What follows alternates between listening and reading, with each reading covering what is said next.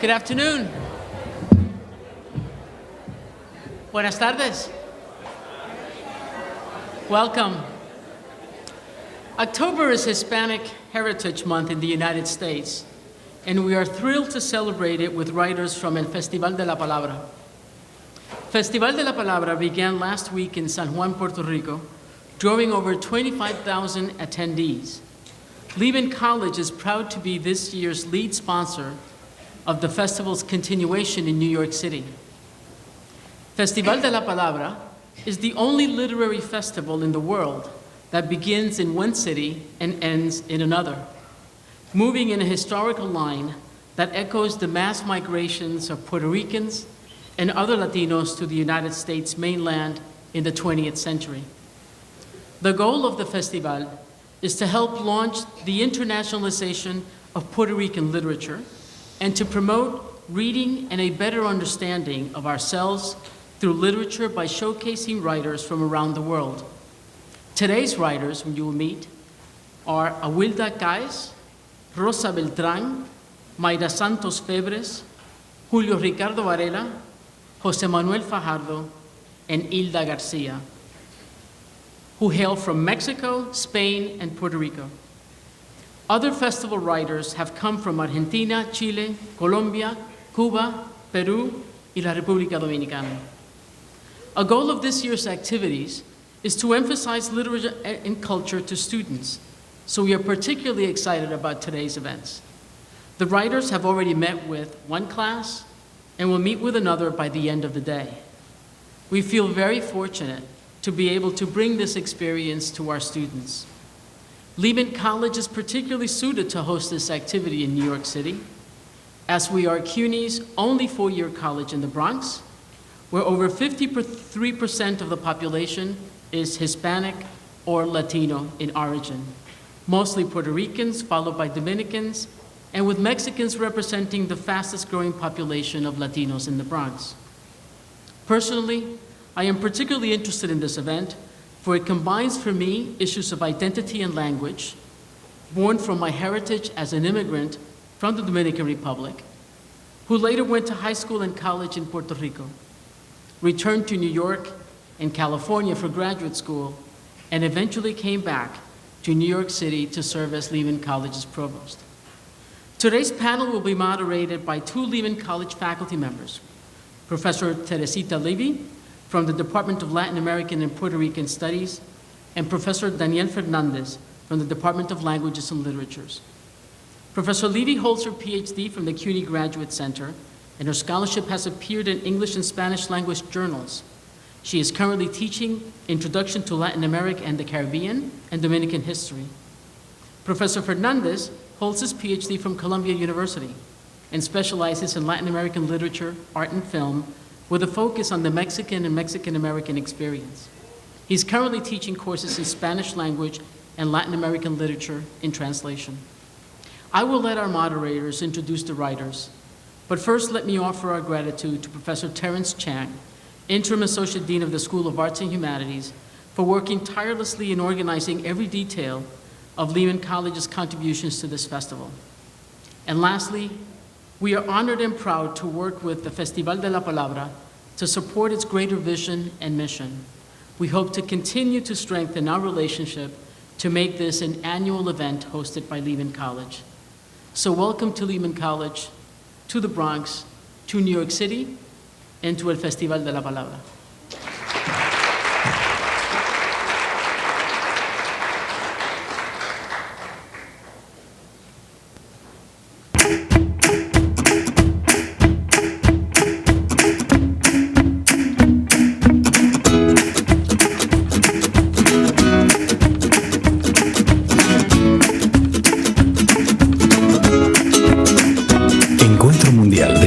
Y lectores. Festival de la Palabra, 4 al 7 de octubre en el Museo de Arte de Puerto Rico. Ven, vamos a encontrarnos. Hello. Hola. Bueno, first let me say I am thrilled to be here. I am a fan of everybody on stage. So Bienvenidos a nuestra casa. Welcome to our home. It is indeed a pleasure for me and Daniel to welcome you to Lima and on behalf of everybody here, of our students and our colleagues. You all have the authors' biographies on your programs, I believe, so we're not going to read them. But we did want to introduce you to this group of talented, creative, and accomplished writers that are joining us today. They are novelists, poets, journalists, editors, professors, bloggers. They are storytellers. And they come from, like you heard already, Mexico, Puerto Rico, Spain, and our own neighborhood here in the Bronx, via Puerto Rico, Boston, and now finally back here. So without any further introduction, I would like to invite all of our authors in groups of 2 at a time, perhaps, to read us some of their work. And they will be reading in Spanish, but they will also be giving us a brief synopsis of what they are reading. So I don't know if we ever figured out, we're going to go in order? Okay, there it is. So José Manuel Fajardo, por favor, empieza tú. Como quieras. Como prefieras. Vale. José Manuel Fajardo.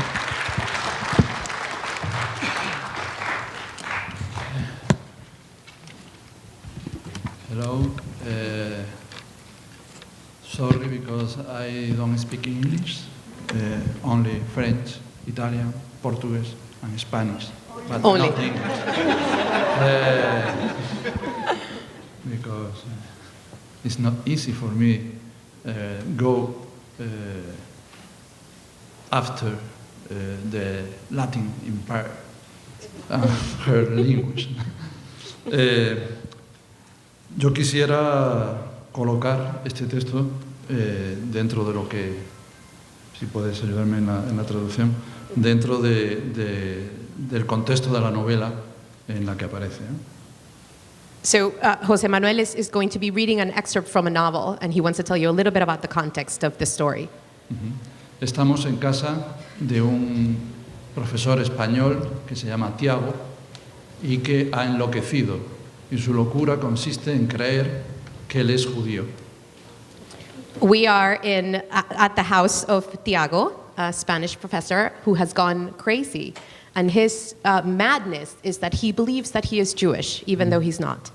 En su casa está una amiga suya que se llama Dana, que ella sí es judía francesa sefardí, de origen español.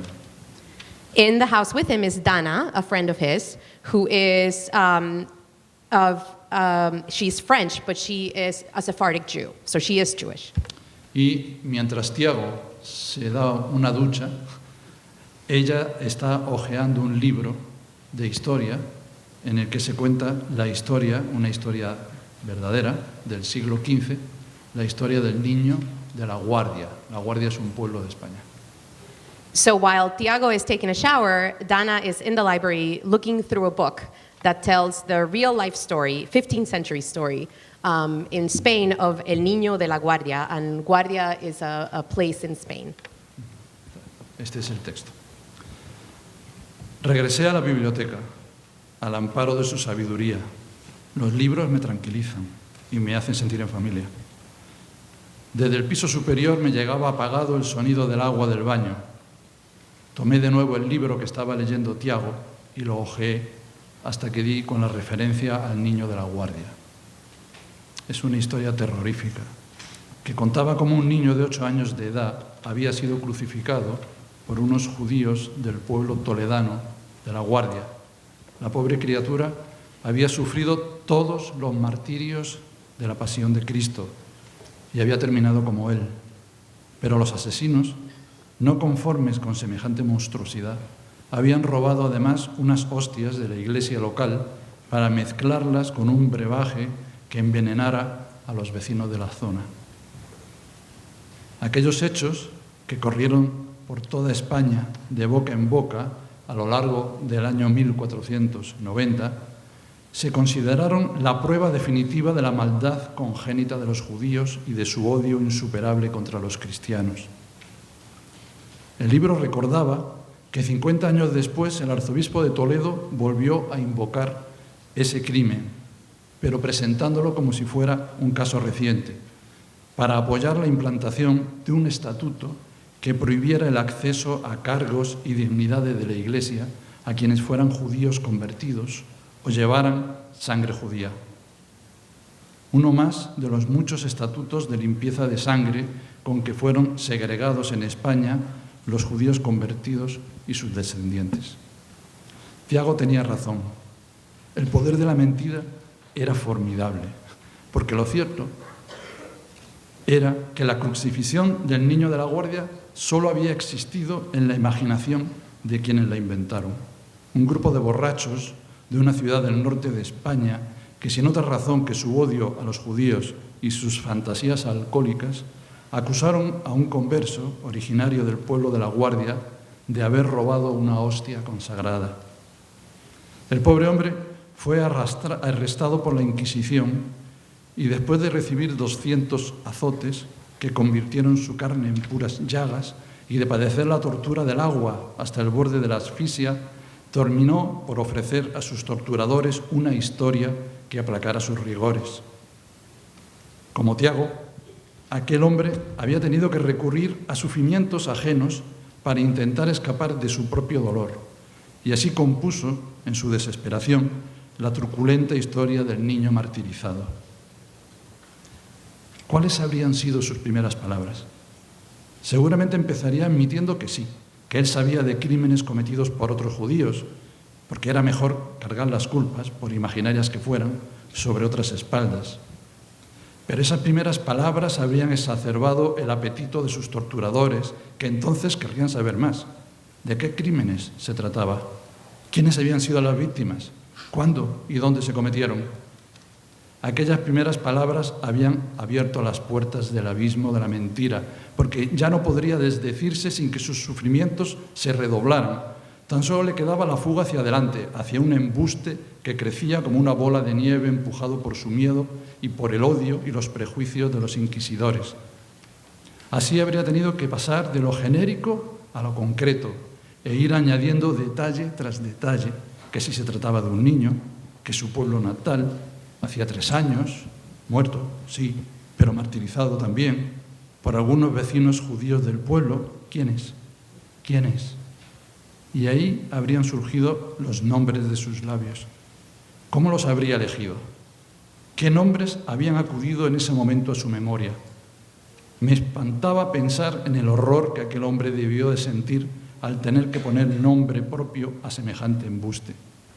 ¿Habría imaginado lo que se les venía encima a los desgraciados que acababa de designar? ¿O era tanto su terror que tan solo pensaba en que al fin iba a librarse de sus padecimientos? Era un mecanismo perverso, pues al tratar al acusado como si fuera culpable, aunque ni siquiera se supiera exactamente de qué, cada cual terminaba por inventar la historia con la que pensaba lograría poner fin a sus tormentos, y al hacerlo, como última y cruel paradoja del odio, venía a confirmar los prejuicios de quienes le perseguían y veían justificado así su ensañamiento.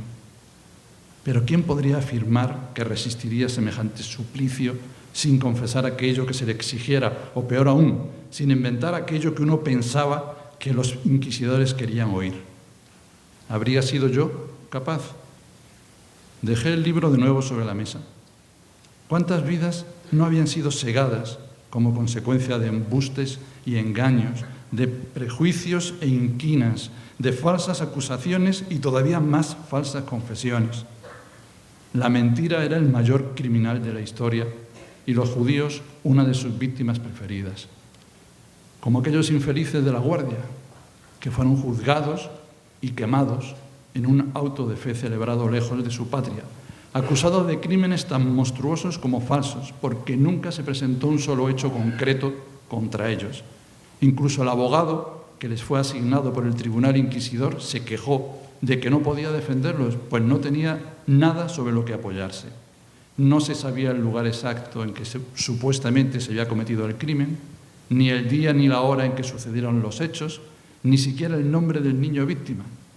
De hecho, el juicio no se celebró en Toledo, a cuya jurisdicción pertenecía el pueblo donde supuestamente se cometió el crimen, sino en Segovia, una ciudad marcada por la sombra del primer inquisidor general, Fray Tomás de Torquemada, y nadie investigó qué había sucedido realmente en La Guardia, si es que algo había ocurrido, porque no había aparecido ningún cadáver infantil, ni se había echado en falta a ningún niño en el pueblo, como tampoco hubo padre alguno que reclamara por la pérdida o muerte de un hijo suyo. La mentira se había repetido tantas veces como había sido necesario hasta disfrazarla de verdad y rendir así servicio a quienes estaban interesados en alentar la expulsión de los judíos de España. Otras mentiras habían llevado a mis abuelos a los campos de exterminio nazis 450 años después, y yo estaba harta de embustes.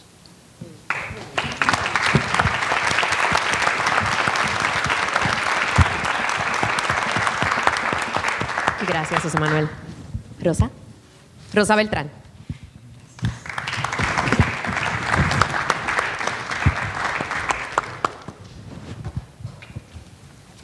Hello, good morning. I'm very honored to be here and very thankful to Lehman College and also to everyone who has made possible the Festival de la Palabra. I really believe that imagination is the only thing that nobody can take away from us. I believe that words are power, that words are keys to different doors.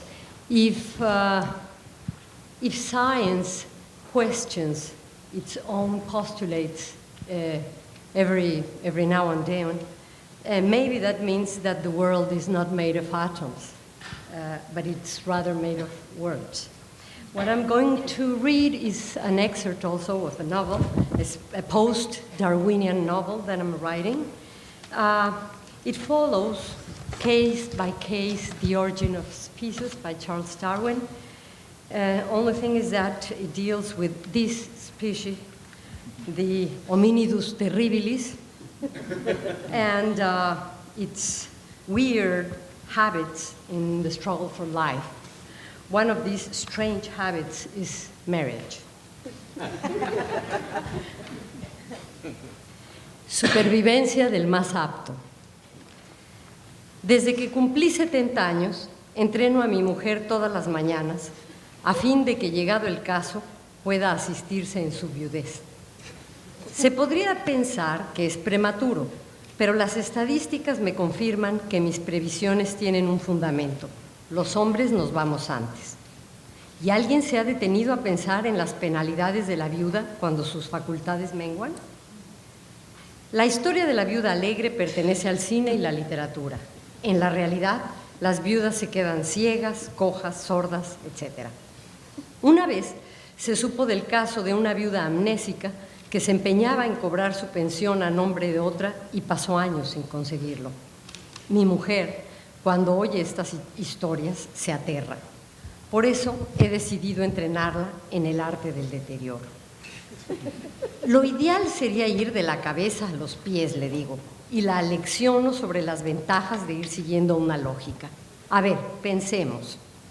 ¿Cuáles son los verdaderos problemas de las viudas? Las tuertas, por ejemplo. Apenas si logran que alguien repare en ellas. En general no las atienden, las mandan a otras ventanillas. Podrían despertar mayor interés si se decidieran por la solución radical. O los dos ojos o ninguno. Optaremos por los dos. Mi mujer se agita. Tranquila, le aclaro. Para eso está la profilaxis. Le pongo un paño grueso en los ojos y le digo, adelante, ten ánimo. Más vale empezar a tiempo. Lo primero es caminar por el cuarto sin que te tropieces. Ella da 2 pasos y tira la lámpara de pie. Es que nunca antes he sido ciega, se disculpa. Yo discrepo. Para ser ciega eres pésima, le digo. No usas las yemas de los dedos ni adelantas el pie. No comprendes que la esencia del desplazamiento del ciego es huir del obstáculo. ¿Qué tal si me tiras encima la jarra de té caliente? Pero si tú ya no estarás, responde. Muy bien, no estaré, pero ¿quién me garantiza que no te arrojarás por la ventana? Los ciegos palpan, tantean, abren bien los dedos tratando de emerger de las aguas profundas de esa otra falta de memoria que es la ceguera. En cambio, tú te confías mucho. Crees que todo es cosa de improvisar. Ella busca una salida. Dice que sabrá si corre peligro gracias al oído, que tiene mucho más fino que yo. Bueno, intentemos por ahí, le digo, no sea que te quedes sorda. Después de ponerle tapones, le ato unas cuerdas en los dedos anular y medio, de las que tiraré cada vez que alguien llame a la puerta. Pienso adaptarle un artefacto que cumpla esta función cuando yo no esté. Tomé esta medida porque antes probamos con un foco que encendía al accionar el timbre, pero tardó horas en darse cuenta. Cuando se lo hice ver, dijo que la razón era que se confundía. No sabía si en ese momento era ciega o sorda. Tras varios intentos, decidí atarle cuerdas por todo el cuerpo. En una pierna, para avisar que algo ardía en la lumbre, en los brazos, para indicarle que alguien venía subiendo por la escalera. Con todo, fue mejor ciega que sorda. Le expliqué que si alguien se metiera a asaltarla, no tendría forma de defenderse. Aumenté el grado de dificultad con una mordaza que le impedía gritar, pero ella tuvo otra idea. Los pies, querido, dijo. Pienso que ese sería mi verdadero Waterloo. ¿Cómo iría a cobrar la pensión si no pudiera moverme? No pude más que sonreír. Ya se ve la clase de viuda que serás, inválida pero avarienta. Procedimos. Ella dobló una pierna y sujetándola por detrás con una mano me dijo, mira, podría caminar así, a saltitos. Le expliqué que las cojas tienen problemas mucho peores que moverse o no moverse. De hecho, tienen mayores problemas que las tuertas. Un cojo está condenado a la soledad, le expliqué. Jamás verás cojos en compañía de otros cojos. No son como los ciegos, que suelen andar en fila india, como un ejército desorientado pero solidario. Hay escuelas para ciegos, tours de ciegos, pero ¿has visto excursiones de cojos? Tuvo que admitir que no. Un cojo no es solo un cojo, es una fórmula compensatoria que va más allá del pie. Un cojo siempre está cojo de la compañía de otro. Un paralítico, en cambio, es el centro de atención. Piensa y verás, no hay quien se niegue a empujar una silla de ruedas, aunque lo haga de mal modo. A regañadientes se hincó. Trató de avanzar de este modo, pero el sobrepeso y las pantorrillas le estorbaban. Es que no puedo, dijo. Volví a sonreír. Ya verás que sin mí la vida no es tan sencilla como parece, cariño. Y aún nos queda la parálisis. La conduje al lecho y la até de pies y manos. Acostada en la cama sin poder desplazarse, ¿qué podría hacer? Podrías recordarme, sugerí. Me respondió, ¿para qué? Para matar el tiempo, por ejemplo. Si lo único que tendría sería tiempo, ¿para qué querría matarlo?, dijo.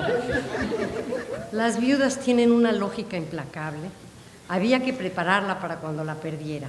A ver, haz de cuenta que no soy el que tú crees. ¿Quién soy?, pregunté. Eres un visitante, dijo. No. ¿Eres un asaltante? No. ¿Eres el perro? Cuando se cansó, dijo, tú lo que quieres es volverme loca. Está bien, admití. Dejemos este ejercicio. No conocerás esta herramienta. No, por favor, suplicó, continuemos, te lo ruego. Los locos son convincentes hasta ese grado en que aún revelándonos acaban por tener la razón. Muchas gracias. Gracias, Rosa. Ahora, I'd like to ask Daniel to get us started with some panel questions, and then we'll continue the readings as we go along. We have two types of questions. We have questions that have to do with the creative process of the writer, how you create, a lot of things related to the creative process, which you will tell us all about. And we also thought that migration was a theme that we saw in all of your work. And we thought it was interesting. So we have questions about migration. But first we're going to start with a very basic question. And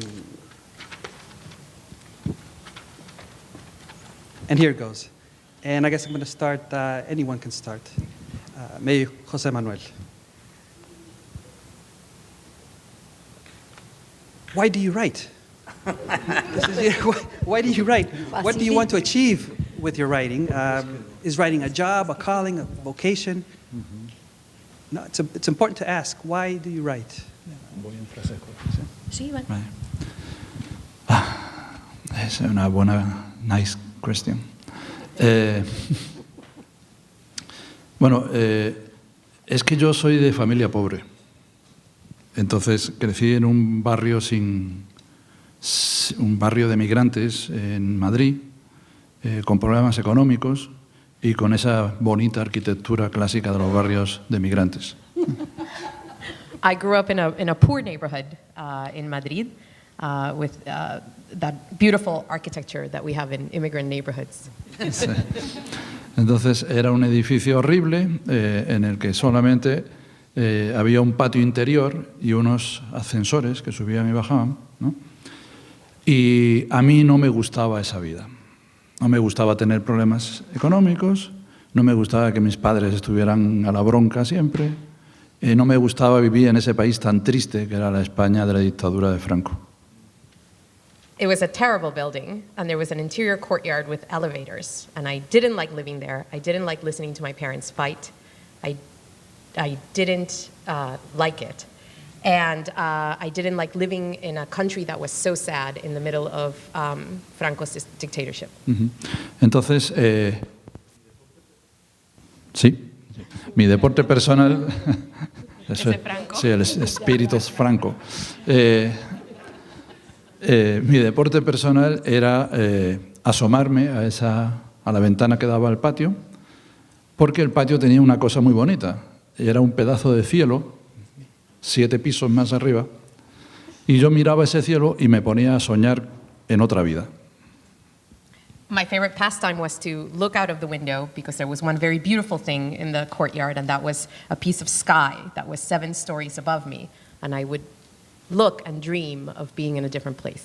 Entonces me imaginaba que estaba lejos, me imaginaba que estaba solo, me imaginaba que vivía tremendas aventuras, me imaginaba que era valiente y fuerte, y no me ocurría nada de eso, claro.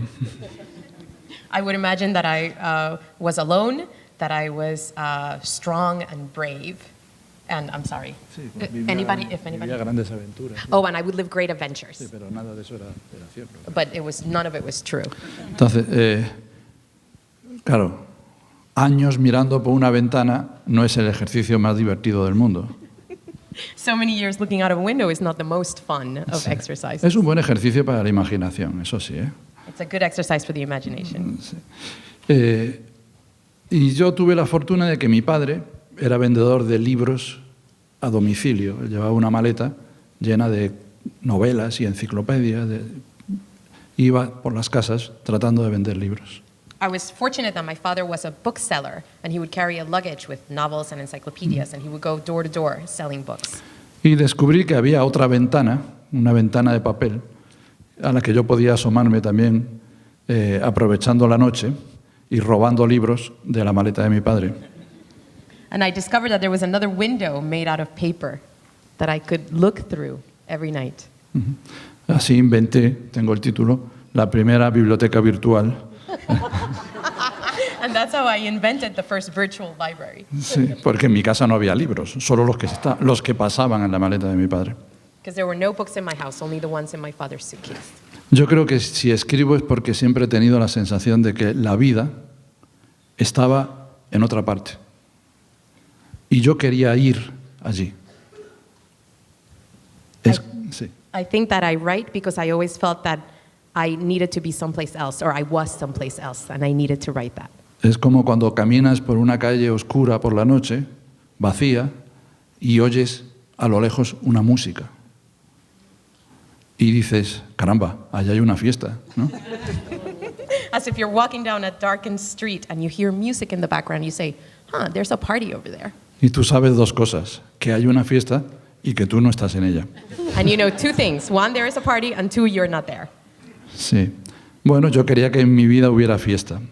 Y la literatura para mí ha sido eso. Ha sido una fiesta que me he inventado para vivir, para entenderme, dándome cuenta que, sin querer, me he llevado hasta ella mi propia vida. And I wanted my life to be a party. And literature has been that party for me. Thank you. Beautiful. Someone else? Bueno, yo voy a hablar en español y en inglés.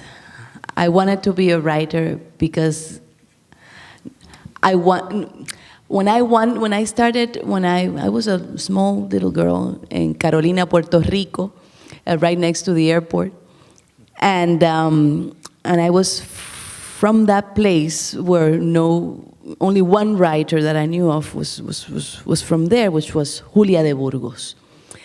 She's a wonderful poet, and I didn't get that she was black until I started reading Ay, ay, ay de la Grifa Negra. So I started thinking of all the books that I wanted to read and that have not been written yet. I started thinking, empecé a pensar en todos los poemas que sí había leído, pero las novelas, los cuentos que no estaban escritos en español de gente que contara las cosas que yo veía, you know. Growing up in Puerto Rico, we have a lot of literature that comes from Latin America, y España, y México, y Argentina, y Colombia, but you know, because of that relationship that we have with the States, sometimes Puerto Rican literature ends in the 19th century, and then, you know, all of the other voices that are the voices that you recognize, it's difficult to get them in books. So I started listening to those stories that I grew up with and trying to find a place in paper where they could belong. Como José Manuel, ¿verdad? Yo sé que la literatura es una gran fiesta y yo quería ir a esa fiesta, but also literature is a place where there's a lot of silences, a lot of stories that you can imagine, but then when you go out and you search for the books and you try to read them, they're not there. So I decided that for this incredible and big party, I wanted to have as many people invited as I could, and some of them are people that grew up with me, no? El narco de la esquina, la abuela borracha, you know, that grandmother that we always have that, you know, that drinks a little bit too much. You know, all those people, I also wanted them to be at this party. So that's why I write, you know, and also because I can't stop doing it. It's a bad vice. It's a need, in another sense. You need. It is a need. How about you, Julio? Hi, everyone. I'm Julio. Thank you. That was awesome.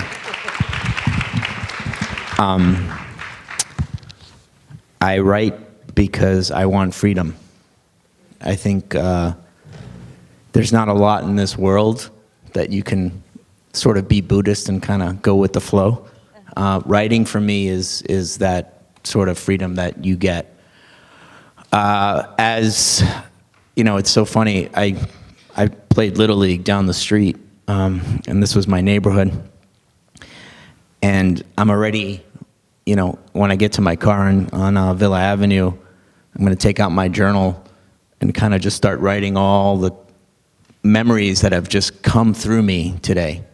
That's why I write.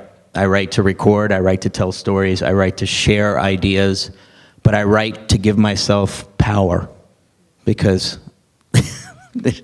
you know, there's not much you can control in life as you get older. I'm sounding like my mom now.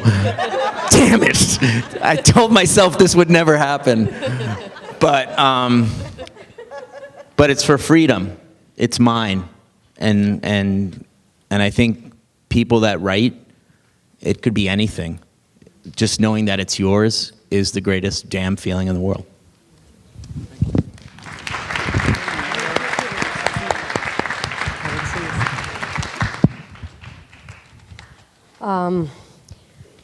Well, the ancient, in my ancient memory, the first memory that I have is probably a smell, the smell of my mother, my mother's smell. And then a voice, her voice. That was the first story of the world that I learned.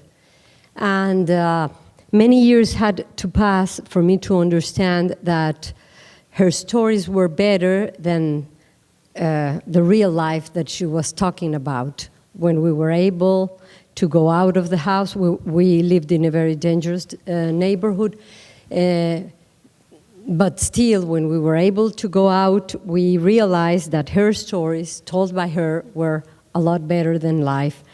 Then I remember one day, one Sunday, when my father took us 4 brothers, well, 3 brothers and sister and me, and told us, I'm going to read for you something. That was after breakfast, and I'm going to make questions. And the book was some book by the Encyclopedia, la Enciclopedia Espasa Calpe. The chapter was the digestion process. And he said, and this is exactly what is happening right now within yourselves. Pay attention. And he started to read. And if I am the oldest in my family, and if I was 6 or 7, I don't know what did my brothers and sister understood. But I remember that while he was reading, I thought, sorry, I don't have the vocabulary for all this, so maybe you can help me. I imagined that the píloros, is that a word in English? El píloro? You know?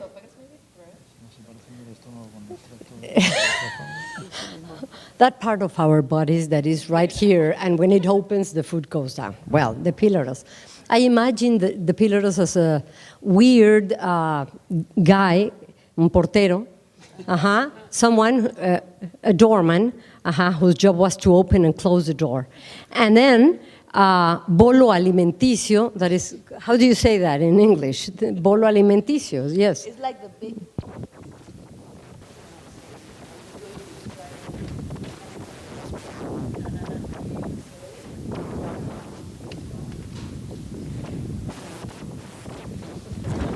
We need a doctor.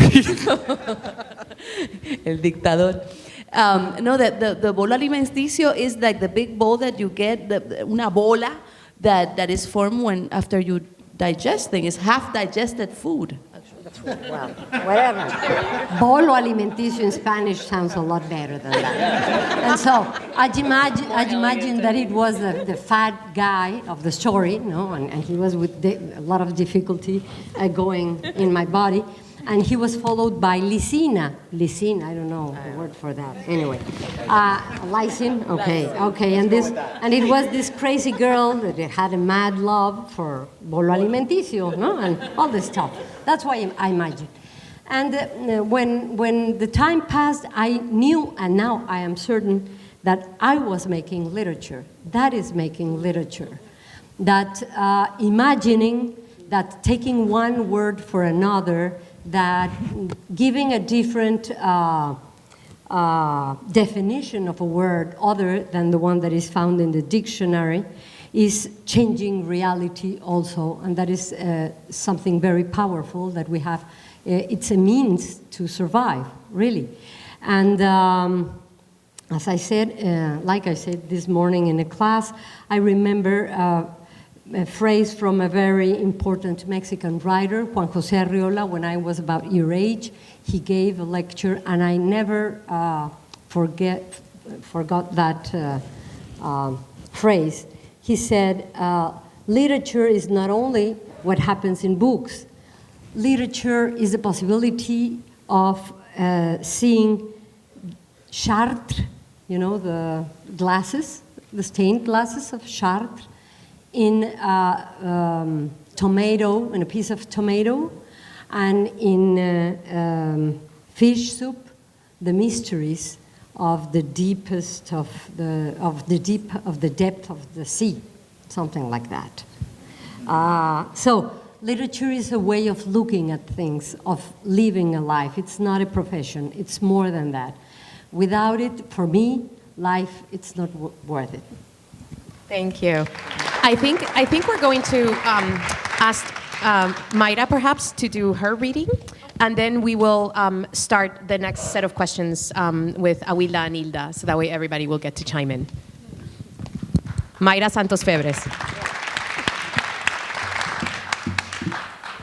Ok, otra vez en español, ya cambié.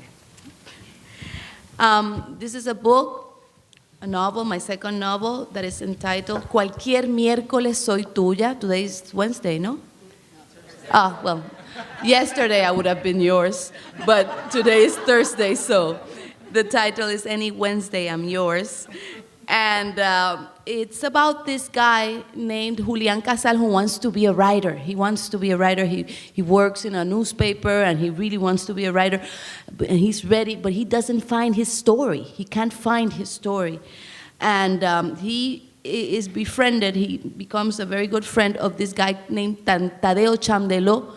He is a Dominican, a Haitian Dominican that has migrated to Puerto Rico. And they're talking in a motel. I really like motels. I'll tell you later that story. But they're talking, you know, and Tadeo has been just lo acaban de contratar como mula. He's going to Miami to bring drugs. And he has been working in that motel for a long, long time. He has an old mother that lives in Baní, and he doesn't get any money, so he has decided that he's going to accept the offer of El Chino Pereira to become to bring this big bag of drugs to Miami. And this is how the story goes between them two. Luego se encendieron de nuevo las luces y el carro partió como mismo vino, perdiéndose por la cuesta de salida del motel Tulán. La suerte está echada, caballero. Me voy pasado mañana para Miami. Coño, Tadeo, ¿tú estás seguro de que eso es lo que tú quieres hacer? Es lo que tengo que hacer si no quiero pudrirme aquí de la vergüenza, si algún día quiero regresar a Baní. Pero, ¿qué te impide regresar? Una promesa que no puedo cumplir. Lo que le prometí a mi vieja, Julián, una casa decente donde ella pueda sentarse tranquila, tomar fresco, una vida decente donde ella no tenga que escarbar la tierra como los perros para poder echarse algo a la boca. No, hombre, no. Yo ya estoy harto de vivir como los perros y estoy harto de no poder cumplir mis promesas. Pero no es que no hayas tratado, es que no has podido. Eso no importa. ¿A usted no le pasa, Titán? ¿No le pasa que por las mañanas no le da el alma para mirarse al espejo por temor a empezar a escupirse la cara de rabia? ¿No le pasa que ya se le está haciendo rala la mentirita de cógelo con calma, sigue tratando, algún día lo logrará? No, coño, Lucián, es tiempo de tomar al toro por los cuernos. Aquí está mi oportunidad. No es la que yo esperaba, no es la que yo escogería, pero mi madre no tiene 50 años y yo no podría vivir con la vergüenza de dejarla morir así. Guardé silencio. No porque no tuviera mil cosas que argumentar, señalar riesgos, peligro de deportación, años en la cárcel si lo atrapaban. No porque no quisiera detener a Tadeo en la empresa esta tan desesperada, sino porque sabía exactamente de lo que estaba hablando. Esa sensación de que debías haber sido otro, que no es suficiente ni para cumplir, que no era suficiente ni para cumplir con lo mínimo que debe cumplir un hombre. Proveer para sus mujeres, probarse ante sus semejantes, o por lo menos estar satisfecho ante los ojos propios de que del otro lado del espejo ven y te miden bien, que al menos aquellos ojos no te miran con sorna, que al menos aquella mirada íntima, si es que lo era, se mostrara alentadora, feliz. No había argumento que esgrimir. Si para algunos de nosotros quedaban lugares donde esconderse, para otros no. Para Tadeo, por ejemplo, los escondites eran pocos y las oportunidades de jugarse la vida cogiendo al toro por los cuernos más escasas aún. Mi toro, para mi suerte y mi desgracia, estaba hecho de papel y de palabras. ¿Y quién te va a reemplazar mientras estés de viaje? ¿Usted se acuerda de aquel muchachito flaco que fumaba sin parar cuando el chino venía a endecar acá? Bimbi, creo que le mientan.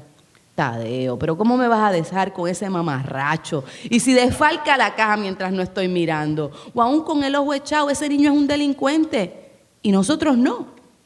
Sí, pero nosotros somos delincuentes decentes, como la mayoría de los ciudadanos de este país. Nos reímos, no porque mi chiste fuera particularmente bueno, sino porque nos hacía falta. Había que disipar la pesada atmósfera que se nos venía encima, el cuadro patético que formábamos estos dos hombres, hermanados por la noche y por las miserias particulares. Yo abandonado por una mujer, Tadeo jugándose la vida por su madre. Era hora de reírse. Sacamos 2 cigarrillos, los encendimos, exhalamos al unísono el humo denso que acolpaba en nuestros pulmones y esperamos a que la noche pasara. Otra vez el silencio se ocupó de nuestras bocas y los ruidos de la noche hicieron gala. Los coquíes y los grillos chillaban en todo su esplendor. Abajo de la carretera 52 subía el ronroneo de los carros acerelando por la avenida como si un río inmenso emitiera sus golpes de agua uno tras otro, formando extrañas olas que bañaban las costas de una brea soñolienta. El aire tenía el peso de un barrunto. Esta madrugada, de seguro, llovería. Gracias.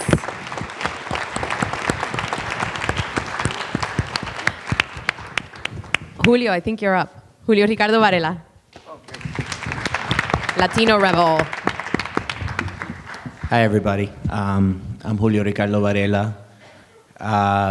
When people say, where are you from? I say, I was born in Atorrey, Puerto Rico. I lived in Guaynabo, Humacao, and then I moved up to a suburb of Puerto Rico called the Bronx. I lived on Marshallou in the Grand Concourse, and this is the edges of my neighborhood. This was a big trip to get down to after Little League and then go up to Bedford Park. So I have great memories of this place. And I also have great memories of the fact my grandmother went to college here when she was 62 and got her undergrad. And I remember she graduated in the early 80s. So anyway. If you want to know a little bit more about me, I'm the digital guy. Julito77 is my Twitter handle. I love saying that. I'm also founder of LatinoRebels.com. Oh, I like that, yup. It's nice. We're a collective of independent journalists, writers, poets, activists. We're one of the top independent Latino media sites in the world right now. And we have an amazing community of young, intelligent, inspiring people. And I'm honored to be here. But today, I am not going to read from LatinoRebels.com. I'm going to read from my novel, Frankie Benitez. You can find 9 chapters of my novel at JulioRvarela.com. You can see the digital theme here. But this is the prologue from Frankie Benitez, and it's prologue, fall 1996. Imagine Frankie Benitez hiding on a subway platform in Boston and humming the song his father improvised 20 years ago outside a cinema in Santurce. We love you, Frankie, oh yes we do. We love you, Frankie, we love you true. When you're not with me, we're blue. Oh, Frankie, we love you. And as he hums, Frankie Benitez enters a green trolley that cradles him back to his days of final comfort. August 1976, the rear of a station wagon, sucking on a bottle of chocolate milk. His abuelo drives, his mother smokes. A week had passed since the judge formally decreed his parents' divorce.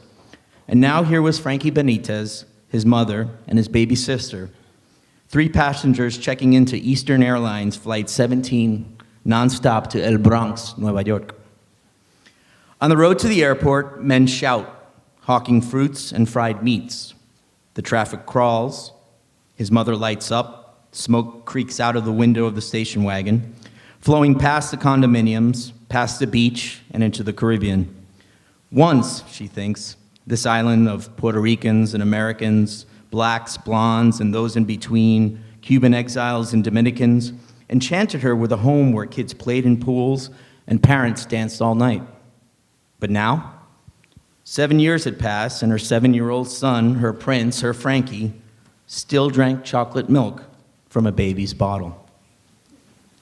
Right then, Frankie Benitez climbs over the back seat of the station wagon, careful not to kick his baby sister, who sleeps on a blanket and seatbelts.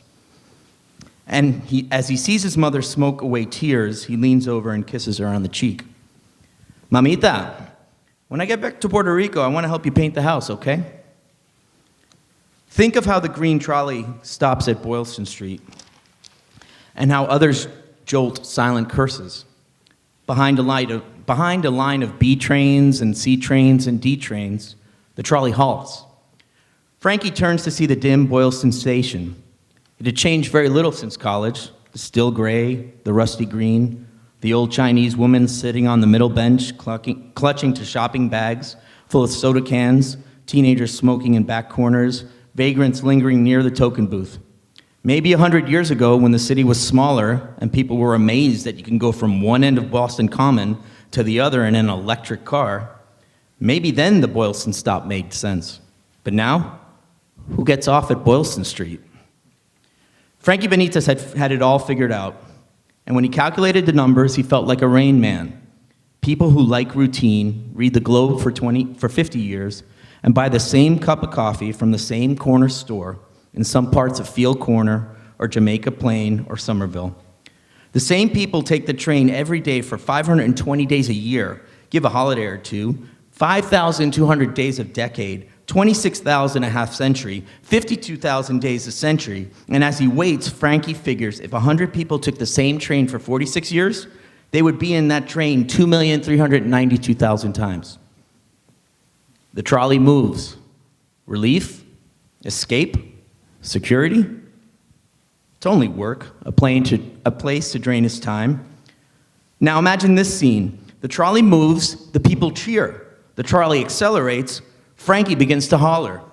He jumps to the front and begs the conductor to barrel ass all through the stops. Arlington, Copley Square, Heinz Convention Center, Kenmore Square, all the way to Cleveland Circle, where the trolley combusts, and all the grief, the tedium, the anxiety vanishes, and Frankie Benitez is at peace again.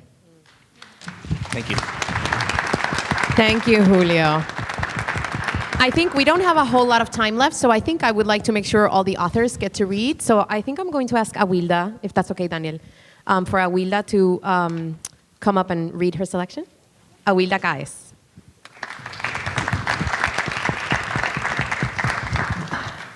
Thank you, Teresita. Good afternoon. How are you doing?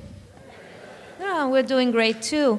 I'm going to read a short story that I wrote, and two of the subjects that I love writing about, first of all, is the difference between men and women, which are huge, and I really have a lot of fun with that. And second, the life we are living today, especially in the urban scenarios where we're tight and we're close and we live like next to each other, but we don't even speak. We don't know who's our neighbor. We don't know who's next to us. So this story is about those two subjects, and it's called De Lunes a Viernes, from Monday to Friday. Raquel camina desde su casa hasta la estación del tren. Hoy tiene que llegar temprano para conseguir un asiento, de lo contrario, tendrá que estar de pie los 20 minutos que dura el recorrido. Le agrada sentarse cerca del pasillo para ver cuando él sube, como todos los días, en la estación de Coupey. La mañana es calurosa y más con las medias de nilón que lleva puestas bajo el pantalón. Son de las que tienen licra y se ven brillosas cuando les da el sol. Le gusta ponérselas porque aprietan el abdomen. Se ve más delgada. Además, estas son de una edición especial que viene de Colombia y levantan las nalgas. La gente empuja sin fijarse. Raquel piensa que es irónico que tengan tanta desesperación por llegar al trabajo y luego tanta urgencia de que sean las 5 para largarse.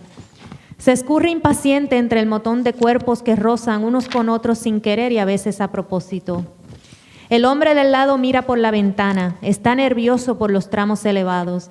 Ella se acomoda en el asiento e inventa una pose de indiferencia mientras el tren se acerca a la estación que espera.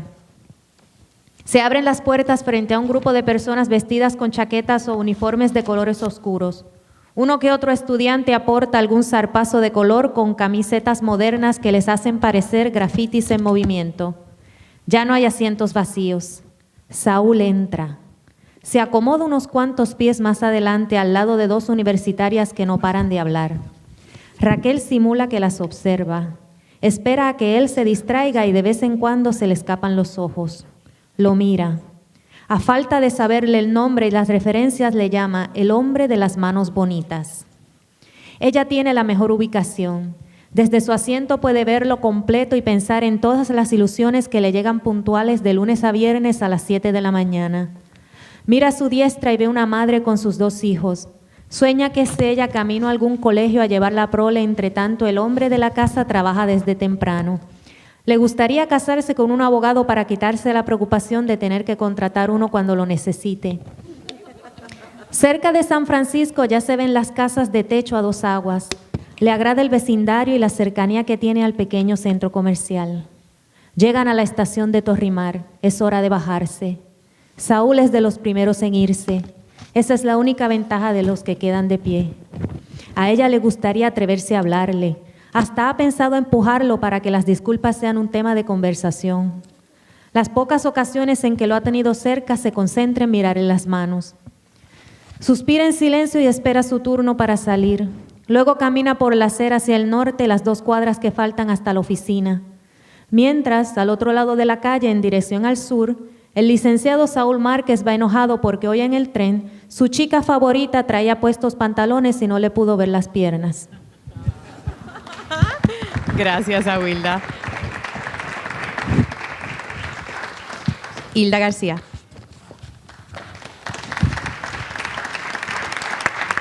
Hi, how are you? I'm very pleased to be here, and it's the first time that I'm in an academic presentation because the rest of the times I have been in all the concerts of Eddie Palmieri, Gilbertito Santa Rosa here in the Lehman College. So sorry for saying that, but you know that always I'm here. So this is going to be like a reality check. Yeah, I'm so sorry because I know that all journalists, we say that we have a novel inside our drawers. And mine is still in the drawer. So I'm going to read you something that I write every week. I write about the relationship between Mexico and the United States. And the column is named Nevertheless in Gringoland. So I'm going to read the one that I wrote just 2 weeks ago that is regarding the power of the words. In this case, the keyword that nobody uses is war, W-A-R.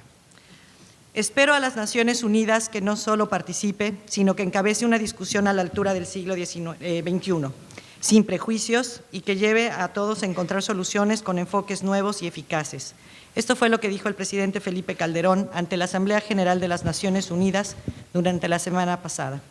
En lo que fue su última participación como mandatario ante el Foro de las Naciones Unidas, pidió que el organismo internacional haga una evaluación de los límites de la lucha antidrogas y que se busquen alternativas viables para enfrentar el narcotráfico que mata a miles de personas al año en toda América Latina.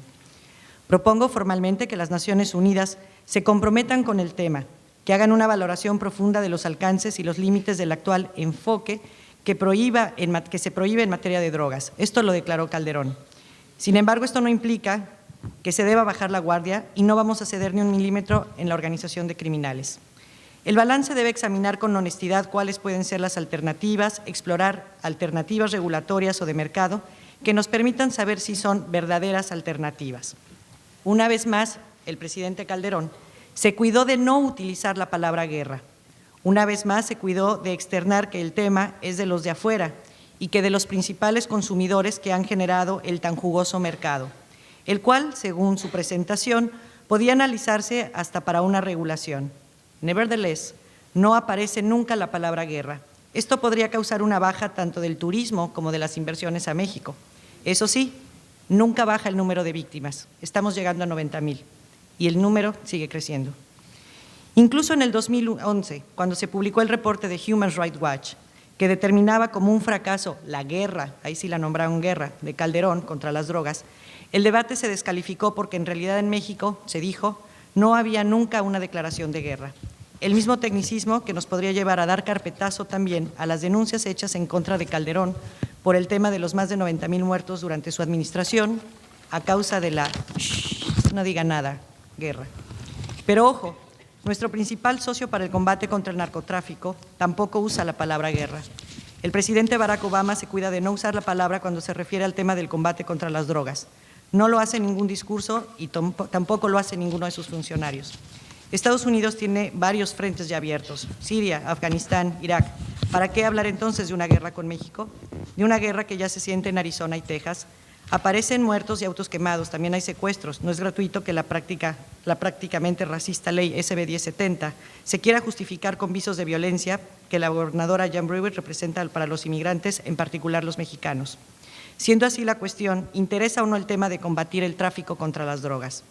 El negocio, en este caso, ya no son solo las drogas, sino también el de la defensa de los países o de los intereses, que ha convertido también esto en una función bastante redituable. De acuerdo con un reportaje publicado por el Washington Post, 8 de los 12 armerías que están en Texas son las mayores proveedoras de armas para las bandas mexicanas. Otras 3 están en Arizona y otros 4 más están en California. Según el mismo texto, en Texas hay 3.800 armerías, 300 de ellas tan solo en Houston. Según el Post, en los últimos 4 años, las autoridades mexicanas y estadounidenses han rastreado más de 60,000 armas empleadas con la violencia en México a unas 7,500 armerías a lo largo de la frontera entre ambos países. Y falta aún agregar las armas que el mismo gobierno de Estados Unidos, a través de acciones y operativos fallidos como la DEA, le conceden a grupos delictivos. No olvidemos Rápido y Furioso o Receptor Abierto. De la misma manera, las autoridades de Illinois consideran que el 50% del mercado de la marihuana en Chicago está controlada por el Chapo, el narcotraficante mexicano.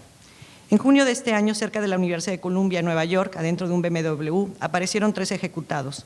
La nota se difundió en todos los medios, nadie habló de guerra, ni entre cárteles, ni entre el gobierno, ni entre los capos. Simplemente fue un ajuste de cuentas y se abriría una investigación para determinar la muerte de estos fallecidos, los 3 hispanos. Así que para el gobierno mexicano ni para el de Estados Unidos… Ya estoy combatiendo. Perdón. Así que ni para el gobierno mexicano ni para el de Estados Unidos se libra hoy una guerra, aun cuando se habla de bajas, de muertos, de colgados, desaparecidos, ejecutados, calcinados. Todos ellos, se dice, son el resultado de la lucha contra el tráfico de drogas. Todo esto por librar los mercados. No porque en realidad haya 2 fuerzas, las de quieren abrir y mantener mercados contra los que quieren crearlos o cerrarlos, sino porque consideran que generan daños físicos, mentales o sociales y simplemente porque se quedarán fuera de esta industria. Esto nos recuerda cómo primero estaba prohibido el té y luego el licor. Hoy nadie habla de ello. De acuerdo con el director de cine, Eugene Jarecki, Estados Unidos se ha vuelto adicto a la guerra contra las drogas, al interior y al exterior del país. Jarecki dice también que esta guerra comenzó hace 40 años y se han gastado $1 millardo ya de dólares en detener a la gente. La violencia de la guerra contra las drogas también encierra un interés económico, no solo de quienes producen y venden la droga, sino de quienes ofrecen seguridad, combaten el consumo y operan el sistema penal. Pareciera que al igual que Harry Potter, que evitaba decir Voldemort para que no le doliera la cicatriz generada por el asesino de sus padres, los gobiernos de Estados Unidos y de México rechazan usar la palabra guerra. De esta manera es tan solo un problema de muchos, y eso le añadimos no dar el número de muertos y desaparecidos, pues entonces no ha pasado nada, el Chapo tampoco fue detenido ni por unos ni por los otros, se termina un sexenio y veremos qué pasa con el dúo formado por Enrique Peña Nieto y quien llega a la presidencia de Estados Unidos, que según las encuestas, bueno, ahora vamos a ver qué dicen las encuestas, según sería nuevamente Obama. Y bueno, él tampoco usa la palabra recesión, así que la economía sigue su curso y a pesar de cifras de desempleo y gente que ha perdido sus casas por no pagar las hipotecas, no hay recesión, no hay pobreza. Es fácil gobernar, ganar premios Nobel cuando todavía no se muestran y se cumplieron promesas de campaña, o nos consideramos pacifistas en nuestro país, en México, sin demostrar que realmente en nuestro gobierno se ha instalado también ya una adicción a la guerra contra las drogas. Gracias, Hilda. And by the way, I prefer to write a novel to be writing about this. Okay, well, I think we have time for another question, and it's a big question. Here it goes. There's no doubt that all of your work is unmistakably unique.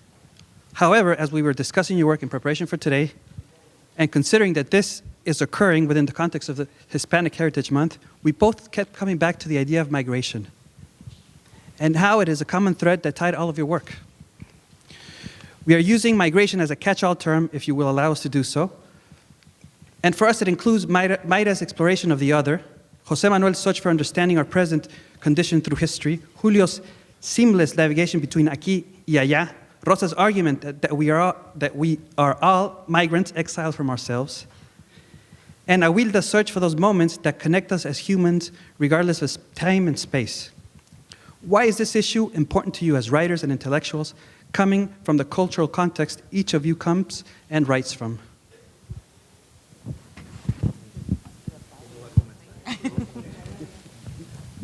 Well, the thing is that when we were trying to figure out where do we come from, I guess that we are saying that we are not coming just from Puerto Rico, from Mexico, from Spain. And the funny thing is that I have this, I'm from Spain, I'm from Mexico, and I used to be living for 8 years in Puerto Rico. So I really don't know where do I come from. By the way, I'm living here now in Brooklyn.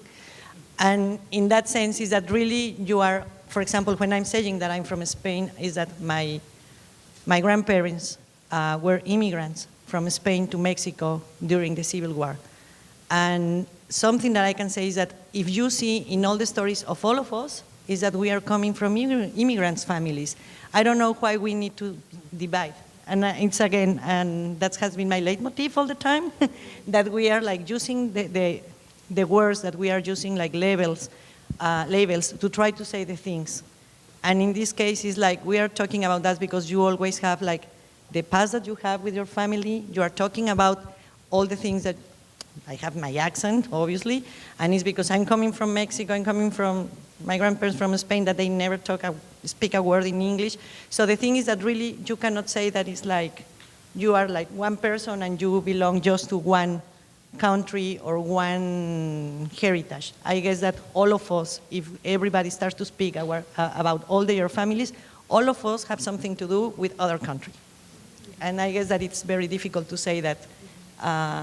So it's becoming a universal theme in a sense. For me, no? I guess that that's the reason. And it's like, I want to choose the first ideas, and it's like you were looking for another place, no, through the window. And I guess that a lot of people through the sea, and a lot of people through the plane or whatever, but it's like really everybody wants to be in a better position.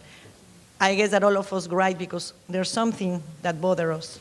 So that's the reason you're talking about something that it's in your side, but you want to have a better relationship with your reality.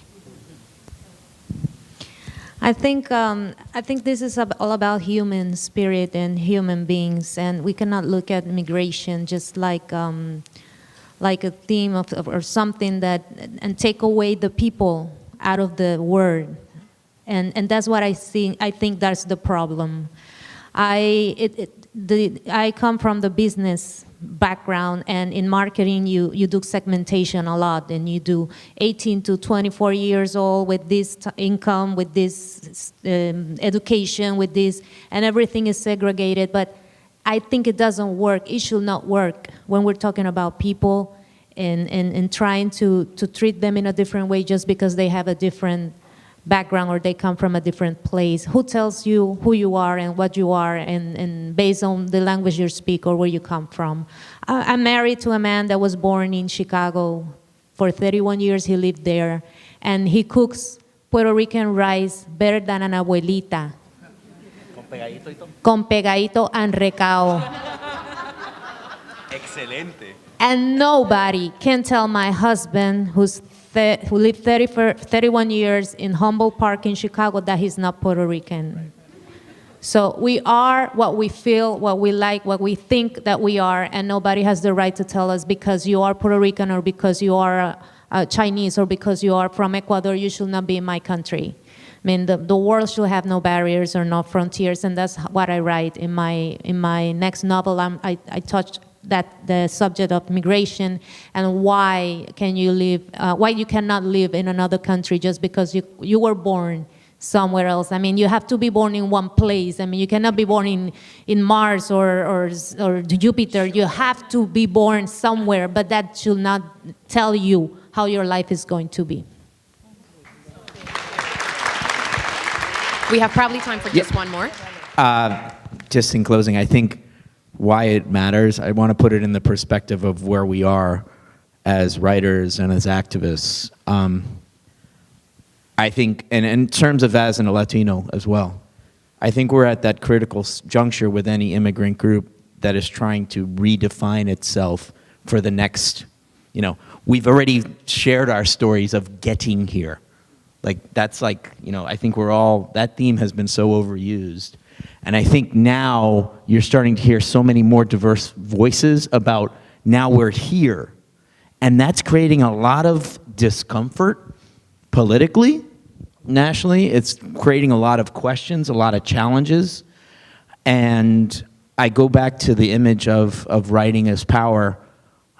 you know, we face a lot. You know, I could share all the lovely emails we get from people when we try to expose hypocrisy of politicians and Julio, go back to Mexico. I'm like, but you know what? It's funny you say that because like I actually grew up in Puerto Rico and I'm an American citizen and I'm from the Bronx, so I'm here, buddy.